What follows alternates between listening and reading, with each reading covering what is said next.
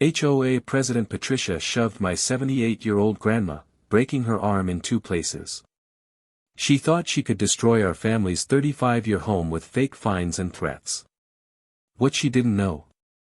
I'm the assistant commissioner who controls every HOA in this city. Big mistake, Patricia. Before you watch full story, comment below from which country are you watching. Don't forget to subscribe for more amazing stories. The sound of bone snapping is something you never forget. It echoes in your nightmares, replays in quiet moments, and burns itself into your memory like a brand. I heard that sound on a Tuesday afternoon, standing helpless in my grandmother's driveway, watching her crumple to the ground while a woman in designer sunglasses stood over her without an ounce of remorse. My name is David Chen, and I'm the Assistant Commissioner of the City Housing Authority. But that day, I was just a grandson visiting his elderly grandmother, watching her world shatter in more ways than one. It started like any other visit to Grandma Rose's house in Meadowbrook Gardens, a quiet residential community that had been her home for 35 years. She had raised my father there after my grandfather passed away. She had tended her garden there through every season, watched neighbors come and go, and had become the heart of that street with her kindness and warm smile. I had taken the afternoon off work to help her plant some roses in her front garden. At 78 years old, she was still fiercely independent, but I worried about her doing heavy gardening alone.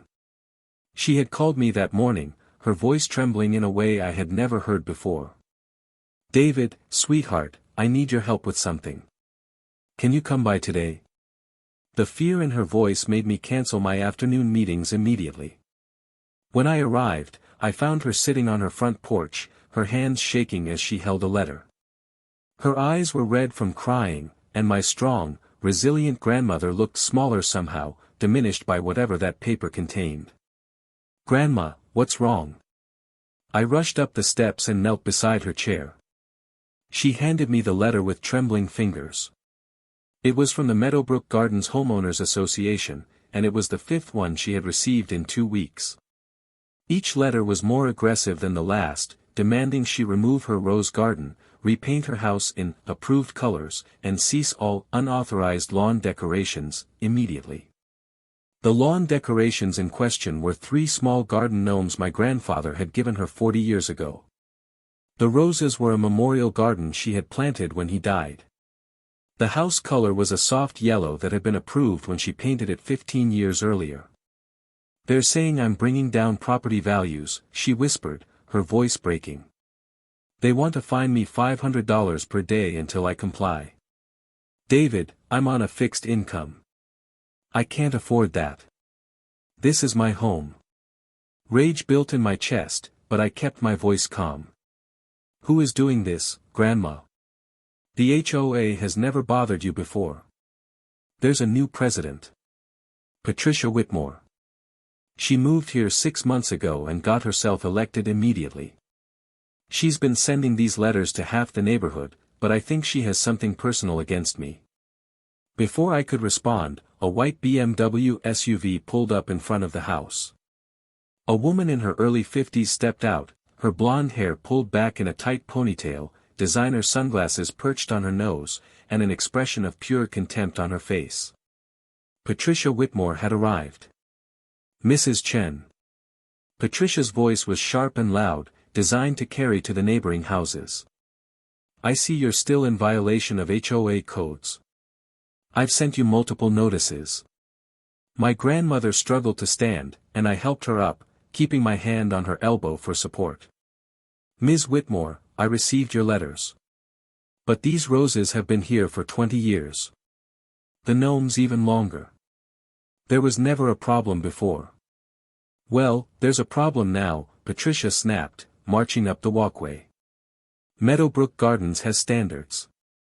We're trying to increase property values, and your little shanty aesthetic is dragging us all down." Shanty. The word hung in the air like poison.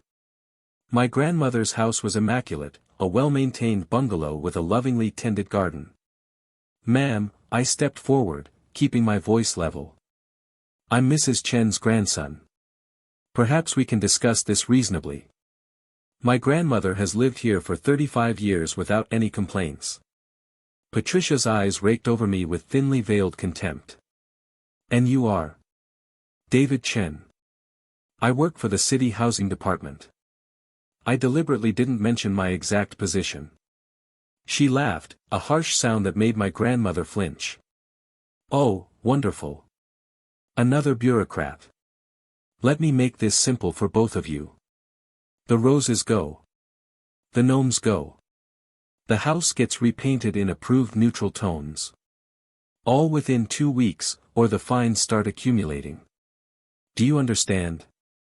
Those roses are a memorial to my late husband, my grandmother said, her voice stronger now, touched with the steel that had helped her raise a family alone.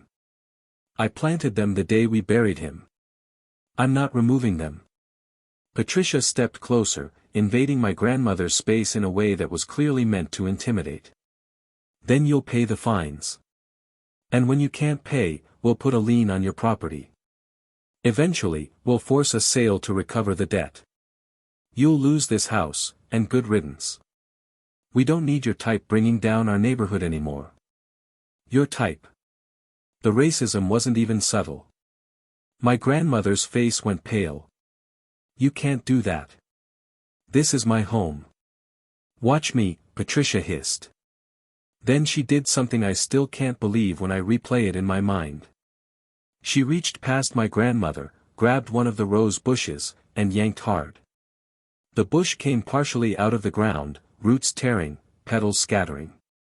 My grandmother cried out and instinctively reached for the roses, trying to save them. Patricia shoved her. Not a gentle push. A hard, two-handed shove that sent my 78-year-old grandmother stumbling backward. She tried to catch herself on the porch railing, but her foot caught on the step. Then came that sound. The crack that would haunt my dreams. My grandmother fell hard on the concrete walkway, her right arm twisted beneath her at an unnatural angle. She screamed, a sound of pure agony that I had never heard from her before and hoped never to hear from anyone again. Grandma! I lunged for her, dropping to my knees beside her crumpled form. Her arm was clearly broken, the bone displaced enough that I could see the abnormal angle even through her sleeve. Her face was gray with shock and pain, tears streaming down her cheeks. Patricia stood there for a moment, her face showing shock that quickly morphed into defensive anger. She shouldn't have gotten in my way. This is her own fault for being so stubborn. I looked up at her, and she must have seen something in my eyes because she took a step back. You just assaulted an elderly woman, I said, my voice deadly quiet as I pulled out my phone to call 911. Don't move. The police are coming. Assault? Patricia laughed, but there was an edge of nervousness in it now. She fell because she's clumsy. I barely touched her. And good luck proving otherwise. There are no witnesses, and I certainly didn't do anything wrong. She was right about one thing. The street was empty, most neighbors at work on a Tuesday afternoon. But she was wrong about everything else. The ambulance arrived within 10 minutes, but it felt like hours as I knelt beside my grandmother, holding her good hand while she whimpered in pain. Patricia had gotten back in her BMW and driven away before they arrived, but not before I had taken several photos of her, her license plate, and the damaged rose bush. At the hospital, I sat beside my grandmother's bed as doctors confirmed what we already knew. Her radius was fractured in 2 places. At her age, with her bone density, it was a serious injury that would require surgery, pins, and months of physical therapy. There was a real risk she would never regain full use of her arm. But worse than the physical injury was watching the light dim in her eyes. My vibrant, strong grandmother who had survived my grandfather's death, raised a son alone, and remained active and joyful well into her 70s, now looked defeated. I can't fight her, David, she whispered after the morphine had dulled the worst of the pain. I don't have the money for lawyers. I can't afford the fines. I'm going to lose my home, aren't I? I squeezed her good hand gently. No, Grandma. You're not going to lose anything. I promise you. How can you promise that? You heard her. The HOA has rules, and she's the president. What can we do? I smiled, but it wasn't a kind smile. It was the smile I wore in my office when someone tried to pull one over on the city, not knowing who they were dealing with. Grandma, remember how I told you I got that promotion last year? You said you were a manager now in the housing department. Not exactly. I'm the assistant commissioner of the City Housing Authority. I oversee all residential housing regulations, HOA compliance, and community development for the entire city. And Patricia Whitmore just made the biggest mistake of her life. The next morning, despite my grandmother's protests that I should stay with her, I went to my office. My assistant, Maria, took one look at my face and immediately brought me coffee without asking. What happened? She asked simply. Maria had worked with me for 5 years and could read my moods like a book. I told her everything. By the time I finished, her face was flushed with anger. What do you need? She asked. Pull everything we have on Meadowbrook Gardens HOA. Every complaint filed, every regulation they've submitted for approval, every variance request. I want financial records, meeting minutes, and the full history of board elections. And Maria? I want it all by noon. She nodded and left. I made my next call to Detective Sarah Morrison, a friend from college who now worked in the district attorney's office. Sarah, I need to report an assault and discuss potential elder abuse charges. By the end of that call, I had a case number and a detective assigned to investigate Patricia Whitmore. My third call was to Thomas Garcia, the city's most respected real estate attorney and a personal friend who owed me a favor after I helped expedite permits for his daughter's business. Tom, I need you to take on a case. My grandmother.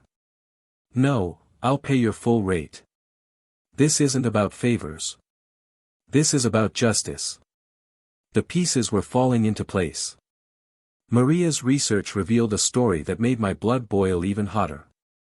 Patricia Whitmore had moved to Meadowbrook Gardens 6 months earlier, buying a house with cash.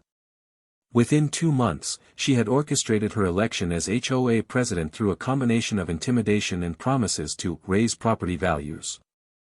Since taking over, she had sent violation notices to 15 different homeowners, but there was a pattern. 12 of the 15 were elderly residents on fixed incomes. 10 were minorities. The violations cited were often decades-old features that previous HOA boards had approved or ignored. But here's where it got criminal. The fines she was threatening weren't in the HOA bylaws. The approved color palette she demanded didn't exist in any official documents. She was making it all up, using the authority of her position to intimidate vulnerable residents. Even more damning, we discovered she had been working with a property development company. Her plan was simple and vicious: force out longtime residents through harassment and fabricated fines, get them to sell their homes at depressed prices to her preferred buyers, who would then flip the houses for massive profits. She got a cut of each sale. It was a scheme targeting the most vulnerable people in the community, and my grandmother was just her latest victim. We also pulled the surveillance footage from my grandmother's neighbor's doorbell camera. The neighbor, Mrs. Park, was on vacation, but her smart doorbell had been recording. The footage was crystal clear: Patricia Whitmore shoving my grandmother, causing her fall. It showed Patricia's face, her aggressive body language, and worst of all, it captured audio of her blaming my grandmother after she fell.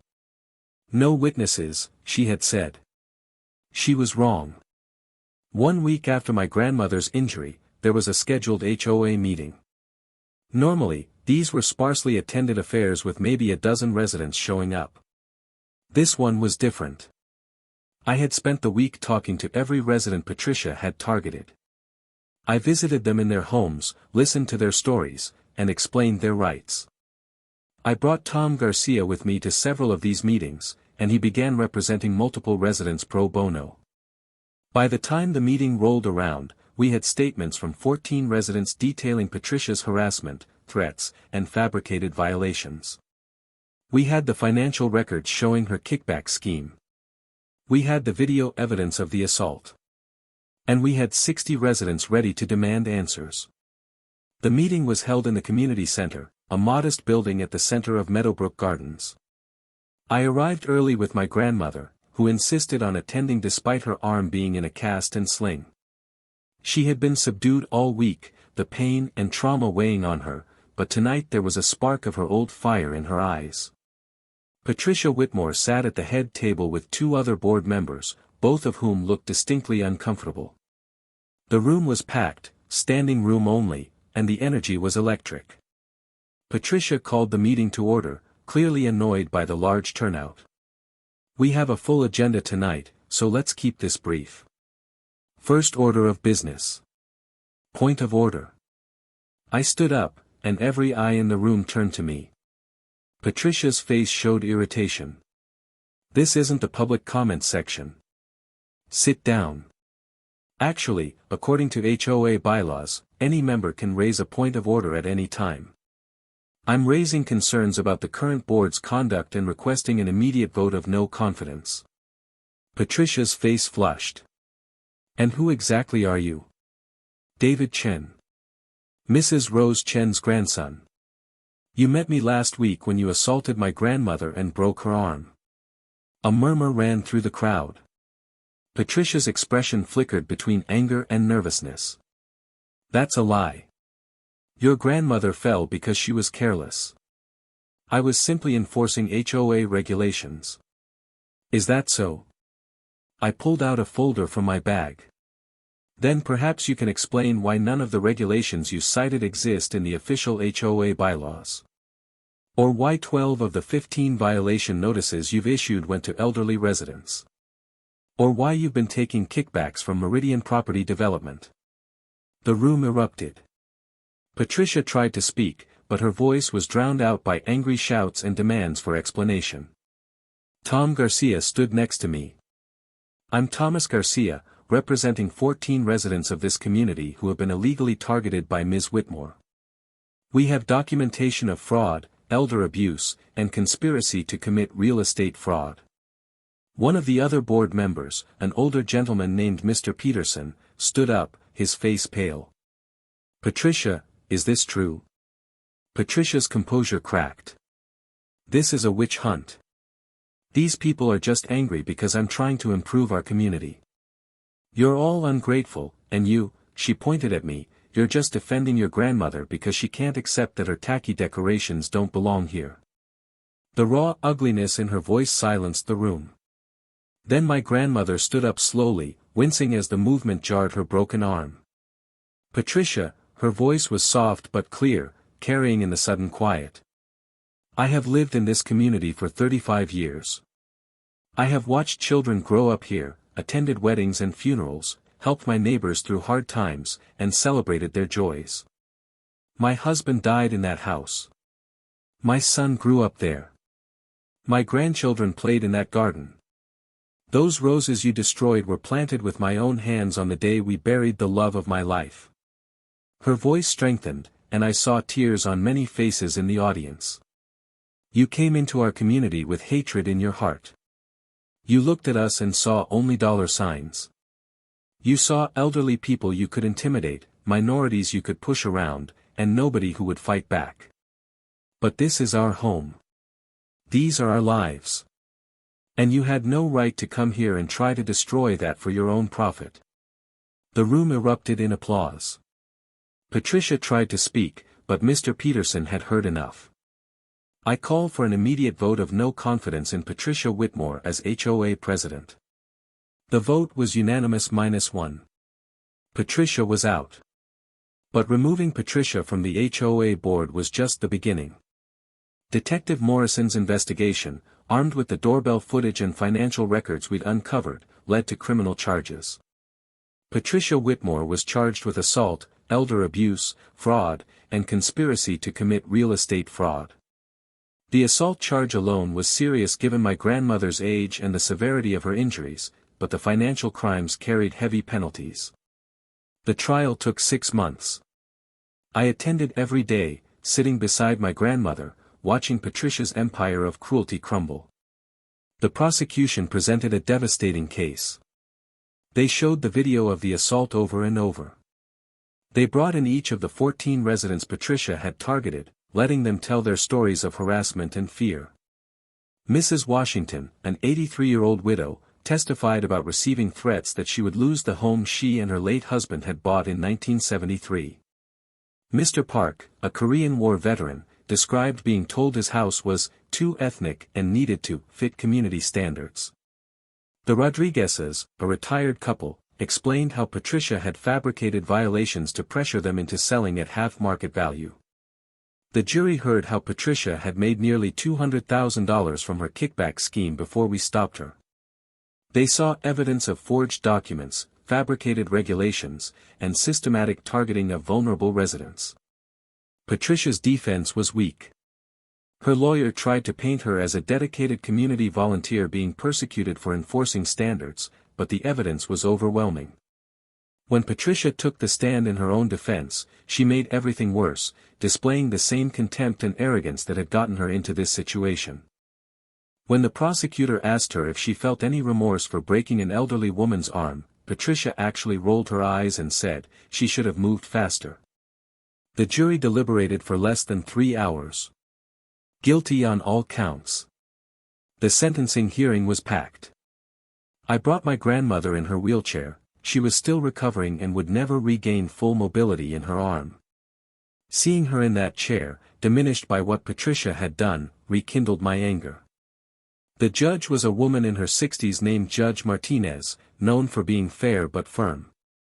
She listened to testimony from victims about how Patricia's actions had impacted their lives. My grandmother spoke last. She had to use a microphone because her voice wasn't as strong as it used to be. Your Honor, I am 78 years old. I worked hard my entire life. My husband and I bought our home when we were young and full of dreams. We raised our family there. After he died, that house and garden were my connection to him, to our life together.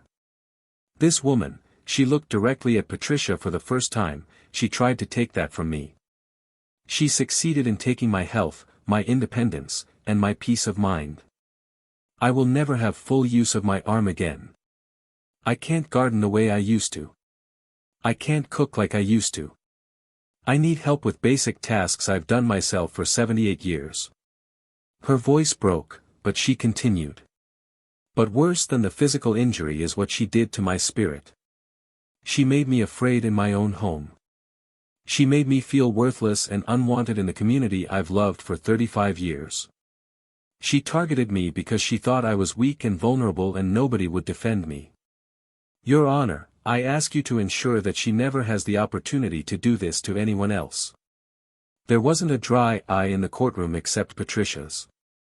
She stared straight ahead, her jaw clenched, refusing to show any emotion. Judge Martinez looked at Patricia for a long moment. Ms. Whitmore, I have been on this bench for 23 years.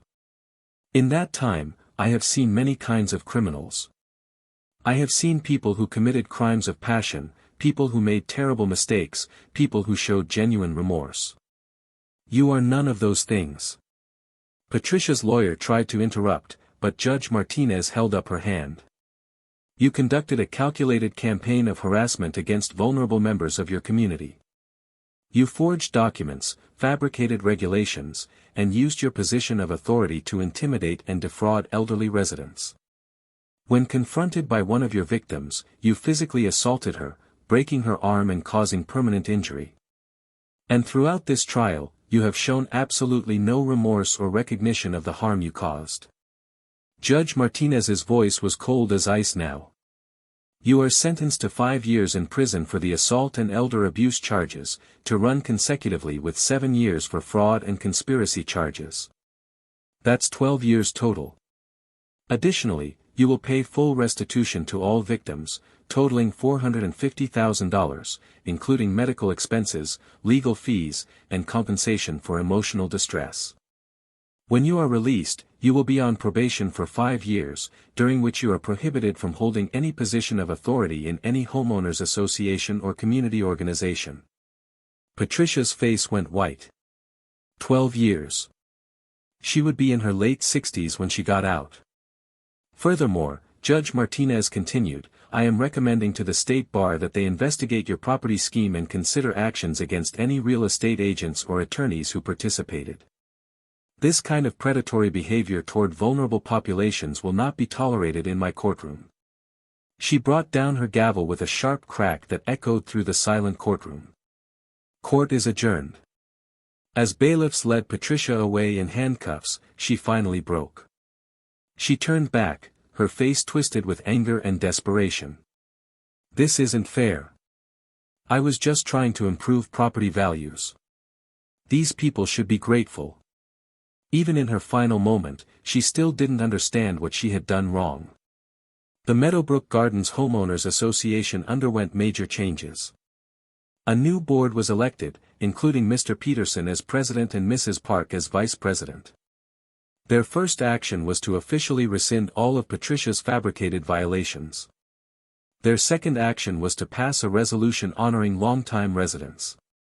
They named the community center garden the Rose Chin Memorial Garden and invited my grandmother to redesign it however she wanted. Tom Garcia worked with several residents to sue Meridian Property Development for their role in Patricia's scheme. The company settled for an undisclosed amount rather than face trial, and their CEO was forced to resign.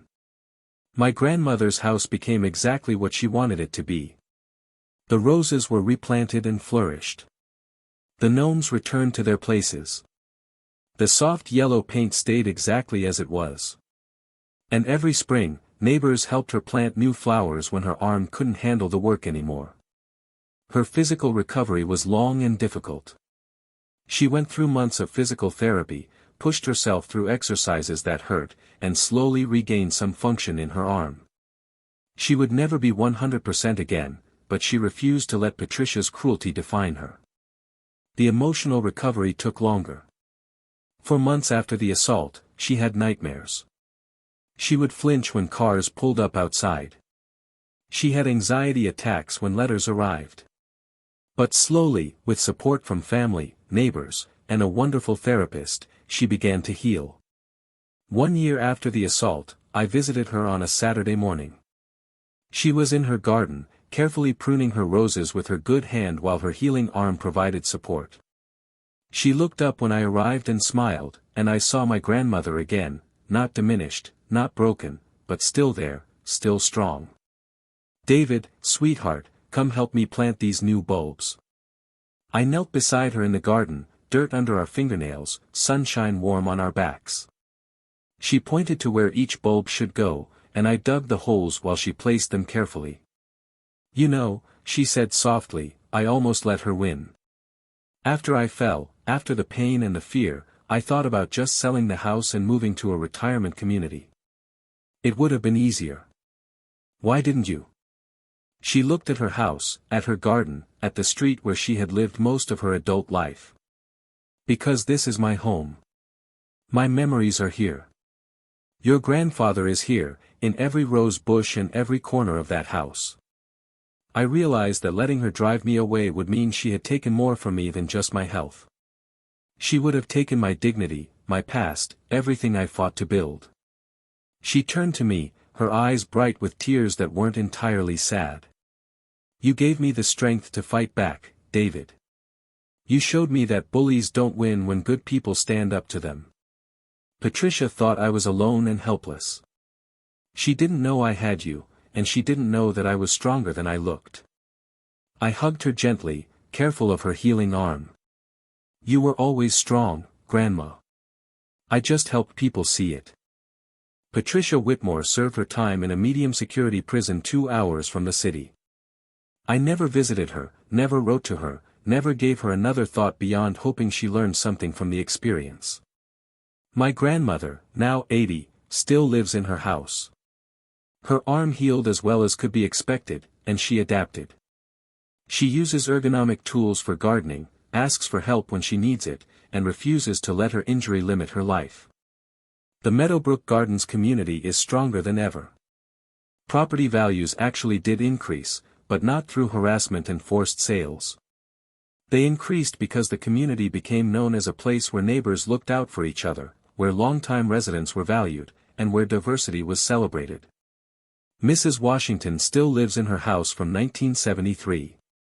Mr. Park tends his garden with its beautiful Korean statues and traditional plantings. The Rodriguezes host annual summer barbecues that the whole community attends. And my grandmother's roses? They're spectacular. Every spring, neighbors stop by to admire them, to hear stories about my grandfather, and to remind themselves what those roses represent: resilience, love, memory, and the refusal to let cruelty win. I still visit every week. Sometimes we garden together. Sometimes we just sit on her porch, drinking tea and watching the neighborhood go by. She tells me stories about my grandfather, about raising my father, about the good years and the hard years and everything in between. On the second anniversary of the assault, we planted a new rose bush together. My grandmother chose a variety called Phoenix Rising, with stunning red and gold blooms that emerge from dark buds. Why this one? I asked as we settled it into the soil.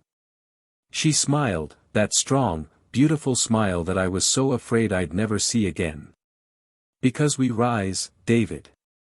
No matter how hard we fall, no matter who tries to keep us down, we rise. And we bloom more beautiful than ever. What happened to my grandmother was a crime, but it was also a symptom of a larger problem. Across the country, HOAs are sometimes weaponized by people like Patricia Whitmore, people who see vulnerable populations as obstacles to profit, who use rules and regulations as tools of harassment, who forget that communities are made of people with lives and histories and dignity. My work as assistant commissioner changed after this experience. I pushed for stronger oversight of HOAs, better protections for elderly residents, and harsher penalties for those who abuse positions of authority. I work with community organizations to educate residents about their rights and connect them with legal resources. Tom Garcia and I co-founded a nonprofit legal clinic that provides free representation to HOA victims. We've helped dozens of families fight back against harassment, and we've stopped several schemes similar to Patricia's. But more important than any policy change or legal victory is what my grandmother taught me through her resilience. She taught me that home isn't just a building or a piece of property. Home is where your memories live, where your loved ones exist in every corner, where your history is written in roses and paint colors and garden gnomes. Home is worth fighting for. Patricia Whitmore thought she could take that from my grandmother. She thought an elderly woman was an easy target, someone who would fold under pressure and disappear quietly. She thought wrong. In the end, justice was served. Not just through the criminal conviction and prison sentence, though those mattered.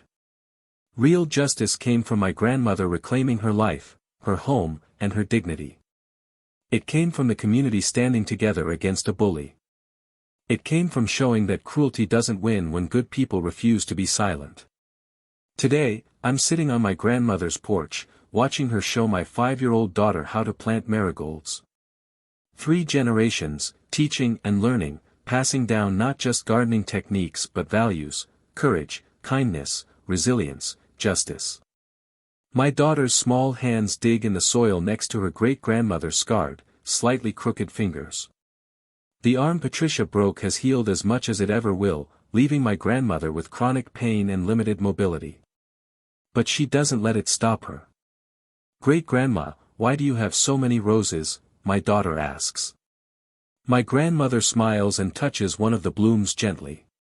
"Because each rose is a memory, sweetheart. Each one is a reminder that love keeps growing, even after we lose the people we love. And each one is a promise that we don't give up, no matter how hard things get." My daughter nods seriously, absorbing this wisdom in the way only children can. Then she spots the 3 garden gnomes and runs over to examine them, laughing at their painted faces. I watch them together and think about Patricia, serving year 3 of her 12-year sentence. I don't feel satisfaction at her imprisonment. I don't feel vindicated or happy about her suffering. I just feel grateful that she can't hurt anyone else, and hopeful that maybe, somewhere in those 12 years, she'll find some shred of humanity and remorse. But mostly, I don't think about Patricia at all anymore. She was a dark chapter in our story, but she wasn't the ending. She wasn't even the most important part. The important part is here, in this garden, in this moment. 3 generations planting flowers, building memories, and proving that love and resilience will always triumph over hatred and greed. My grandmother looks up and catches my eye. She winks, that spark of mischief that survived everything still bright in her eyes. David, sweetheart, go get the tea. We have work to do, and gardens don't plant themselves. I go inside, smiling, grateful beyond words that she's still here, still strong, still my grandmother. Justice was served. But more than that, love won. And in the end, that's all that really matters.